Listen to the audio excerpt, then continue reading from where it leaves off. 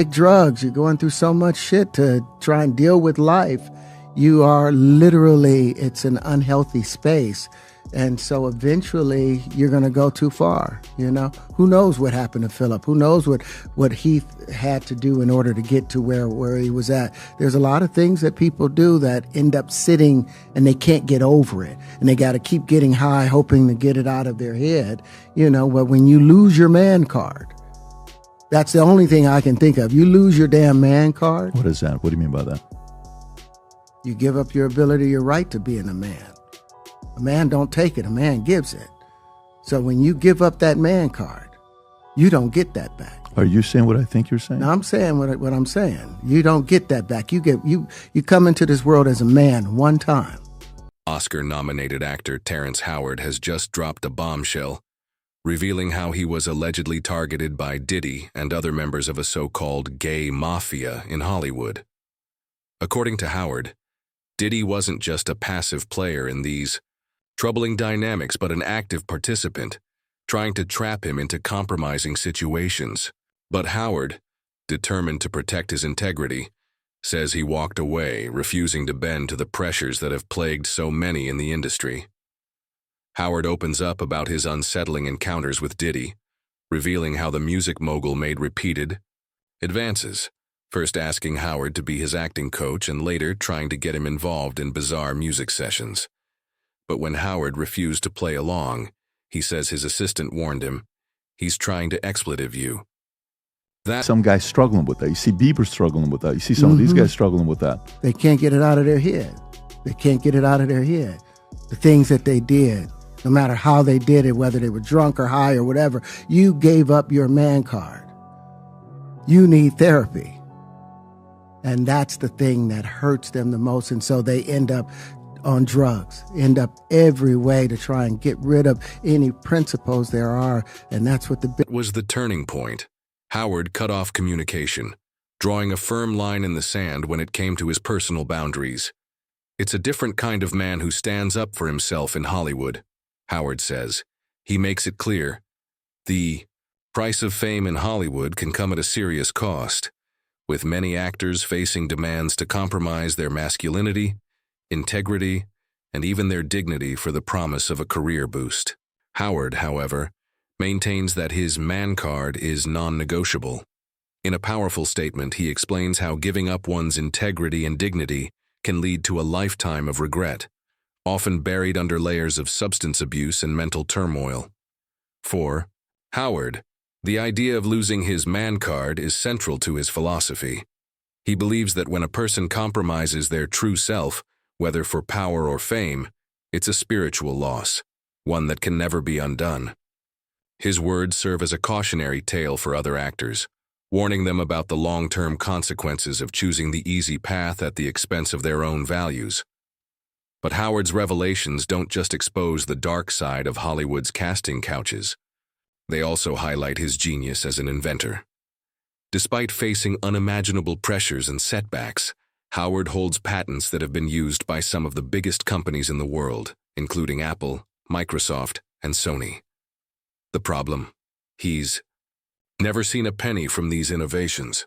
Why? Because, according to Howard, refusing to conform to the industry's demands has cost him any chance of profiting from his work. Still, Howard stands firm in his conviction, proud of his creations even if the world is blind to his contributions. As Howard's story continues to unfold, it echoes the claims of other big names in Hollywood. Tom Hanks, for example, has spoken out about rampant abuse in the industry, while Diddy himself is increasingly becoming the center of controversy. Allegations surrounding him aren't just limited to Howard. Multiple lawsuits are emerging, with some alleging sex trafficking and coercion. Hollywood is beginning to crack under the pressure, and more victims are expected to come forward in the coming months. The idea that there are sexual predators in power, not just in Hollywood, I think all across any place there's a boss with underlings in any corporation or any industry, you have a type of politics that goes on that can slide in between appropriate ethics and decorum to let's see, inappropriate behavior to the point of harassment and sexual predatory behavior. Well, I mean, I think people understand that. The most recent legal development involves a lawsuit filed by Joseph Manzaro, who claims he was drugged and transported against his will to a sex-fueled freak-off party orchestrated by Diddy in 2015. Manzaro alleges that some of the biggest names in Hollywood, including Beyoncé, Jay-Z, and LeBron James, were either present at or aware of the events that unfolded that night. These startling claims paint a horrifying picture of what may be an organized network within the industry, one that has remained hidden for far too long. But as more lawsuits pile up against Diddy, the cracks in his empire are widening. Diddy's legal team is already shrinking, and his attorney recently quit, citing irreconcilable differences. With his trial fast approaching, it seems like Diddy's days as the untouchable mogul are numbered. And as his empire begins to crumble, questions are rising. How many more celebrities are involved? And how far does this corruption run within the music and film industries?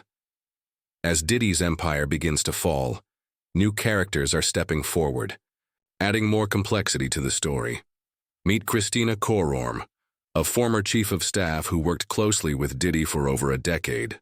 In an exclusive interview with Rolling Stone, she bravely breaks her silence, denying all involvement in the scandalous activities surrounding Diddy. She describes the accusations against her as horrific and false, but admits that working in such a high-pressure environment took a significant toll on her personal life. "The things I saw, they haunted me," she admits. "I never signed up for this, but now I'm left trying to clear my name." Kororm's comments shed new light on the inner workings of Diddy's operations and the network of people around him, many of whom were allegedly complicit in these dark dealings. While Kororm tries to distance herself from the allegations, she can't help but acknowledge the toxic culture she witnessed firsthand. "It was a world of power, control, and exploitation," she says. "I had to distance myself before I lost everything, but I can't help but feel responsible in some way." Next entered Tyrone Jackson, a former assistant to one of Hollywood's most famous directors, Robert Collins. Tyrone, who worked on numerous high-profile projects, reveals how the pressures of Hollywood's inner circle led many young actors to bend the rules in exchange for fame and fortune. "You had to do what you had to do to survive," Tyrone explains. "It's like a game of survival, but once you make that choice, there's no turning back." He claims he's witnessed countless young actors entering into deals that would haunt them for years, often losing their dignity in exchange for fleeting moments of fame. Tyrone's insights are crucial as he sheds light on the inner workings of Hollywood's elite network. He also adds a new layer to the conversation about couch casting, a term many in the industry have used to describe the practice of demanding sexual favors in exchange for roles. "It wasn't just about getting a role, it was about staying in the game. Hollywood eats you alive if you don't play along," he says. As Tyrone speaks out, another familiar name emerges: Beyoncé Knowles Carter. While some may question her involvement, new sources suggest that Beyoncé may have seen things she wishes she hadn't at one of Diddy's infamous freak-off parties. According to one source close to the scene, Beyoncé's reaction to the events was one of shock. She was confused, disgusted, but what could she do? Everyone around her was just going with the flow, the source claims.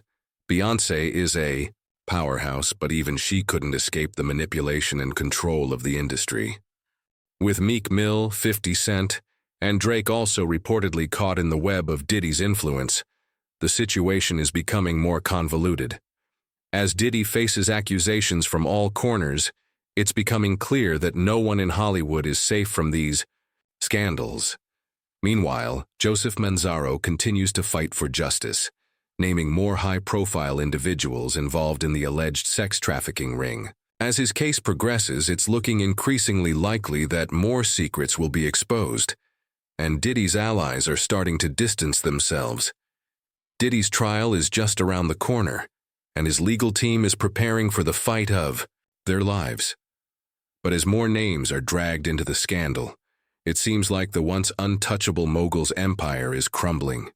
New details emerge almost daily, and the question on everyone's mind is, who else will be implicated in this web of corruption and abuse? Will Diddy finally be held accountable for his actions? Or is this just the tip of the iceberg, a glimpse into the dark underbelly of Hollywood that will shake the industry to its core? As the walls close in on Diddy, the truth is starting to break through. And with more victims speaking out and more names coming forward, it's clear that this story is far from over.